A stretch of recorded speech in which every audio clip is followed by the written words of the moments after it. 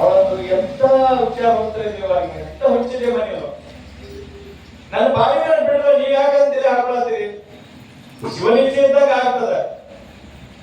ನಾ ಅದು ಓದ್ಬೇಡ್ರಿ ಇದು ಓದ್ಬೇಡ್ರಿ ಅಂತ ನಾ ಏನ್ ಮಾಡ್ಲಿ?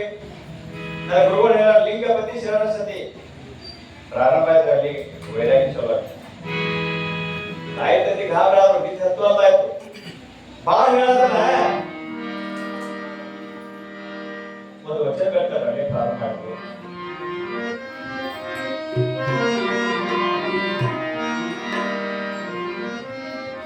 ಸಂಸಾರ ಸಾಗರದೊಳಗೆ ಬಿದ್ದೆ ನೋಡಾರು,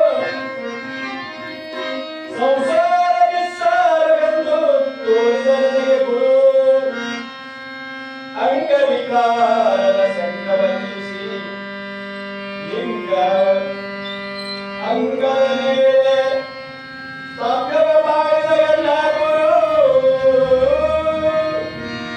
ಹಿಂದಿನ ಜನ್ಮವ ತಳೆದು ಮುತ್ತನ ಪದವ ತೋರಿದ ಗುರು, ತಂದೆ ಚಂದ ಬಲಿಗಾಲ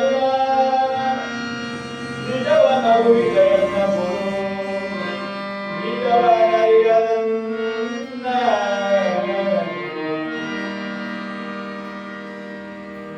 ನೀವು ನನಗ ಸಂಸಾರ ಜಂಜರದಾಗ ಹಾಕ್ಬೇಕಂತ ನೀವು ಮಾಡಿರಿ, ಆದ್ರೆ ನನ್ನ ಗುರು ಹೇಳಿದ ವಿಚಾರ ಬೇರೆ. ಸಂಸಾರ ಇಲ್ಲಿ ನಿಸ್ಸಾರದ ಅಂತ ನನಗೆ ತೋರಿಸಿಕೊಟ್ಟವ ನನ್ನ ಗುರುನಾಥ. ಅಂಗವಿಕಾರನ ಸಂಘವನ್ನು ನಿಲ್ಲಿಸಿ, ಇದು ಏನು ವಿಕಾರ ಅದಲ್ಲ ಸಂಸಾರ ಅಂತಕ್ಕಂಥದ್ದು, ಇದನ್ನ ನಿಲ್ಲಿಸಬೇಕು ಅಂದ್ರೆ ಬಿಡಬೇಕಿಲ್ಲ. ಲಿಂಗವನ್ನು ಅಂಗದ ಮೇಲೆ, ಲಿಂಗ ಇಲ್ಲಿ ಅಂಗದ ಮೇಲೆ ಇರಬೇಕು. ಹಾಗ ಸ್ಥಾಪನೆ ಮಾಡಿಕೊಟ್ಟಂತವ ಯಾರು ತೋರಿಸಿದಂತವ? ಎನ್ನ ಗುರು ಗುರುಲಿಂಗ ದೇವರು. ಹಿಂದಿನ ಜನ್ಮವ ತೊರೆದು ಮುಂದಿನ ಪದವನ್ನು ತೋರಿಸಿದಂತಹ ನನ್ನ ಗುರು, ಈ ಭವಕ್ಕೆ ಬಾರದಂಗ ಮಾಡಿದಂತಹ ಗುರು ಮುಂದಿನ ಪದ ಮಾರ್ಗವನ್ನು ತೋರಿಸಿದ ಯಾವುದು? ಪಾರಮಾರ್ಥದ ಪಥವನ್ನು ತೋರಿಸಿದಾಗ ಮಲ್ಲಿಕಾರ್ಜುನನ ನಿಜವನ್ನು ಅರಿವಿದ ಎನ್ನ ಗುರು. ನಾ ಎದಕ್ಕೆ ಇದಾಗಿತ್ತು ಅಲ್ಲೇ ಹೇಳ್ತೇನೆ.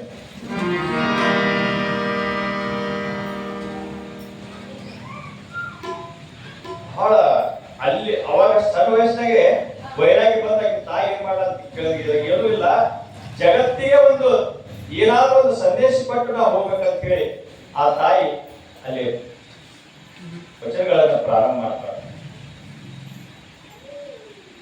ಆ ಗುರುನಾಥನ ಸನ್ನಿಧಿಯಲ್ಲಿರ್ತಕ್ಕಂಥವ್ರಿಗೆ ಆ ಬರುವಂತಹ ಜ್ಞಾನವೇ ಹಾಗೆ. ಆದ್ರೆ ವೈರಾಗ್ಯದಿಂದ ತುಂಬಿದಂತಹ ಜನರಿಗೆ ಸಂಸ್ಕಾರ ಕೊಟ್ರೆ ಅವ್ರು ಆಗೋ ವಿಚಾರವೇ ಬೇರೆ. ನಾವು ನೀವು ದೀಕ್ಷೆ ತಗೋತೀವಿ, ನಮ್ದೆಲ್ಲ ಮನಸ್ಸಿಗಿರ್ತಕ್ಕಂಥ ಕಲ್ಮಶ ತೊಳ್ಕೊಳ್ಳೋ ಸಲುವಾಗಿ. ದೀಕ್ಷೆದೊಳಗೆ ಏನ್ ಹೇಳ್ತಾರೆ? ಅಭಕ್ಷ್ಯ ಸೇವನೆಯನ್ನ ಮಾಡಬಾರದು, ದೀಕ್ಷೆ ತಗೊಂಡ್ಬಾರ್ದು. ಮದ್ಯಪಾನವನ್ನು ಮಾಡಬಾರದು, ಸುಳ್ಳವನ್ನು ಮಾತನಾಡಬಾರದು. ಇವೆಲ್ಲ ಕೆಲವೊಂದಿಷ್ಟು ನಿಯಮಗಳು. ಆ ನಿಯಮಗಳನ್ನು ಪಾಲಿಸುವ ಶಕ್ತಿ ಇದ್ರೆ ದೀಕ್ಷಾ ತಗೋಬೇಕು ಅನ್ನುವಂತ ವಿಚಾರಗಳು ಕೂಡ ಅದಾವ. ಮತ್ತೆ ದೀಕ್ಷೆ ಯಾವ್ದಕ್ಕ ಒಂದು ಇದಕ್ಕಿಟ್ರಪ್ಪ ಅಂತ ಕೇಳಿದ್ರೆ, ಆ ದೀಕ್ಷೆ ತಗೊಂಡ ಅಂಜಿಕೆ ಮನುಷ್ಯನಾಗಿರ್ತಿತ್ತ, ಆ ಅಂಜಿಕೆಯಿಂದ ಯಾಕೆ ಮನುಷ್ಯ ಶುದ್ಧ ಉಳಿತಾರ ಅಂತದ. ಒಂದು ಹೇಳೋ ತಪ್ಪು ಹೆಜ್ಜೆ ಇಡಾಕತ್ತಾರ, ಅಪ್ಪ ದೀಕ್ಷಾ ತಗೊಂಡಿ ಸುಳ್ಳು ಹೇಳಬಾರ್ದಾರ ಮನುಷ್ಯ ಹೆಚ್ಚಿತ್ತು. ಅಭಕ್ಷ್ಯ ಸೇವನೆ ಗೊತ್ತಾಗಿರ್ಬೇಕು ನಿಮಗೆ. ಮಾಂಸಾಹಾರ, ಮದ್ಯಪಾನ ಗೊತ್ತಾಗಿರ್ಬೇಕು.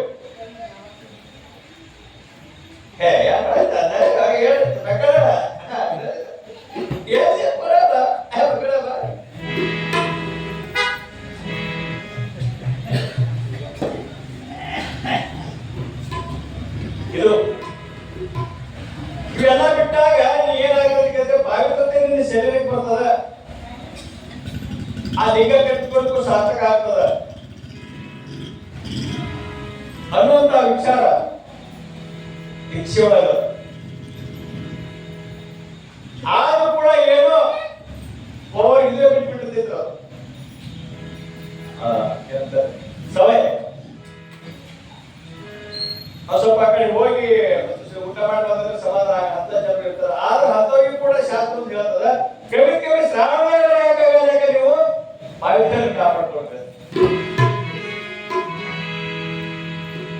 ಅದನ್ನ ಅಲ್ಲಪ್ಪ ಅಂತಂದ್ರೆ ಮತ್ತೇನಿದೆ ಎಲ್ಲ ಡಬ್ ಕೊಡೋದ್ಮೇಲೆ ನೀರು ಎಷ್ಟು ಸುರಿದ್ರೆ ತುಂಬಾ ಏನು ಕೂಡ ಡಬ್ ಇದ್ದದ್ದು ಗೊತ್ತಾಗಿಲ್ಲ. ಅದಕ್ಕೆ ಪುರಾಣ ಪ್ರವಚನ ಪುಣ್ಯಕಥೆಗಳನ್ನು ಯಾಕೆ ಹೇಳ್ಬೇಕಂತಂದ್ರೆ ನಾವು ತಿಳಿಯೋ ತಿಳಿಯಾದ ಏನೇನು ತಪ್ಪು ಮಾಡ್ತಿರ್ತೇವಲ್ಲ ಆ ತಪ್ಪನ್ನ ಸಂಶೋಧನ ಶಕ್ತಿ ಪುರಾಣ ಪ್ರವಚನದಾಗ ಬರ್ತದೆ. ಕೇಳುವುದರಿಂದ ಹೇಳುವುದರಿಂದ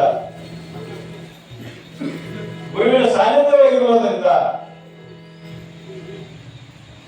ಈ ಭವಕ್ಕೆ ಬದಲಾವಣೆ ಮಾಡುವಂತ ಶಕ್ತಿ ಗುರುವಿನಲ್ಲಿ ಅದ, ಗುರುವಿನ ವಾಣಿಯಲ್ಲಿ ಅದ, ಗುರುವಿನ ಸಂಘದಲ್ಲಿ ಅದ, ಗುರುವಿನ ಪರಿಸರದಲ್ಲಿ ಇರ್ತದೆ.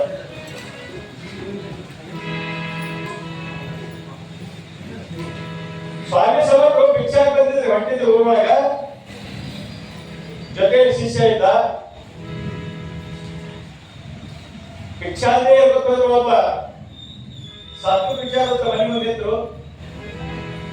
ಅವಾಗ ಏನು ನಿಂತಿದ್ರು, ಬೀಸ್ತಿದ್ರು.